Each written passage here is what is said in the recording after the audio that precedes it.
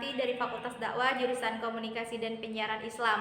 Di sini saya memenuhi tugas mata kuliah akhir saya dengan mata kuliah statistik.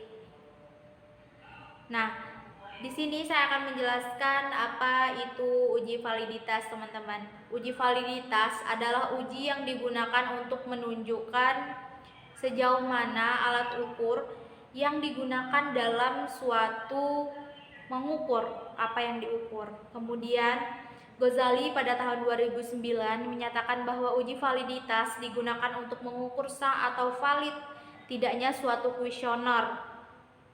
Kemudian uji validitas ini sering digunakan untuk skripsi metode penelitian kuantitatif. Nah, mengapa sih kita harus melakukan uji validitas?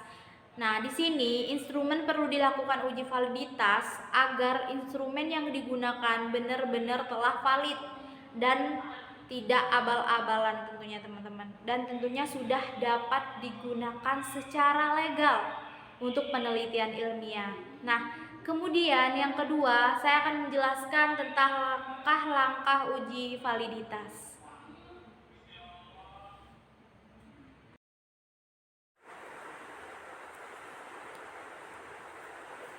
Pertama kali dilakukan adalah kalian harus menyiapkan tabel seperti ini, dimana ini adalah tabel analisis.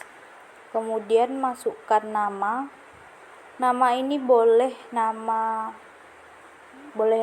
boleh kode saja di sini. Ada coding 1 adalah untuk butir soal yang mampu dijawab benar, dan 0 adalah kutip soal yang dijawab salah. Semua dimasukkan kemudian direkap menjadi data seperti ini. Nah, kemudian setelah kita selesai untuk merekap seperti ini, kemudian kita menghitung kolom jumlah. Rumusnya cukup mudah, yaitu kita menggunakan rumus sum. Kemudian kita tarik dari sini ke kanan, kemudian kita tutup kurung dan kita enter. Kemudian kita blok dan kita kontrol. Maka di FU langsung kita temukan untuk jumlah dari masing-masing siswa. Nah, karena analisis ini adalah analisis butir soal, maka kita menganalisisnya ke bawah ketika kita sudah mendapatkan data seperti ini. Langkah kedua, kita mencari R-tabel. Nah, R-tabel di sini bisa cari di internet. Cari saja tabel T-tabel atau R-tabel. Ya, kemudian nanti cari yang jumlah semuanya atau R-nya itu 10. Ini sudah saya masukkan dan juga sudah ditarik ke kanan juga. Setiap butir soalnya bisa kita bandingkan dengan tabel yang kita buat. Karena rumus atau cara kita menentukan validitas suatu butir soal adalah R hitung, itu harus lebih besar dari R tabel. Nah, begitulah kalau sudah memasukkan R tabelnya, kemudian kita menghitung dan menentukan R hitungnya. R hitung rumusnya ada apabila kita menggunakan rumus correlation. Di sini rumus di dalam Excel-nya dia menggunakan rumus korel. Nah, apa yang kita korelkan? Nah, yang dikorelkan di sini sudah ada petunjuknya, yaitu R1 adalah di tempat soal yang kita analisis. Kemudian titik dihubungkan atau dikorelasikan dengan kolom jumlah di situ. Nah, namun dalam kolom jumlah banyak karena dia tidak pindah. Jadi di sini kita absolutkan dengan cara menekan tombol F4.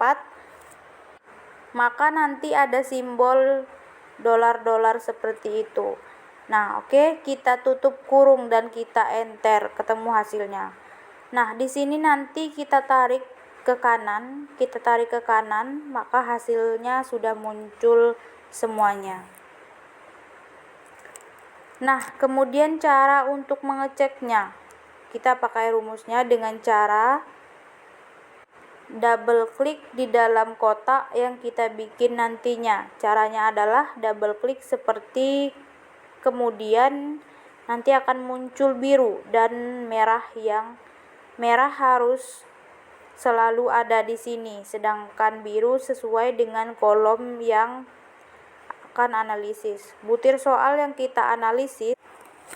Nah, selesai.